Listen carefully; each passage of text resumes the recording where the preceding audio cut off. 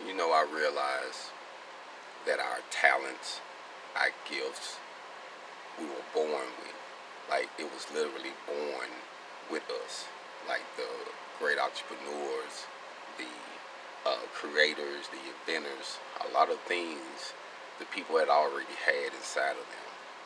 It's just growing up and learning how to channel that energy, channel um, that inner gift that you had, and stick with it. I always had um, a act at building things with my hands, making things, cutting hair. Didn't go to school for it. My grandfather just showed me a couple of things because he was a barber, and then I got into working on go karts, working on bikes, and I used to do different things that thinking outside the box.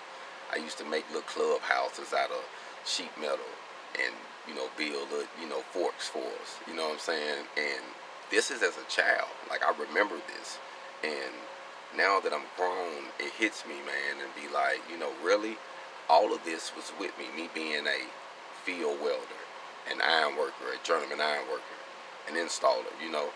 All of this was installed in me as far as having the passion, having the desire to build things. And then I always wanted to be independent. So I knew I could create my own business. I knew I could get things going. I just had to figure it out. And I'm still figuring things out. But I do have it going. It is in motion, you know. And all of this was a passion. All of this was something that was inside of me as a kid. But growing up and going through life, and life hits you, you don't recognize a lot of this. A lot of times we sleep on it. But needless to say, dig down deep inside of yourself. Think about what you really want to do. Think about what you always like to do. And maybe welding is just a tool to help get to that next level. Get your life to that next level. So, maybe it might not be something that you use forever, but it is a tool you can use to get stable and to get to that next level.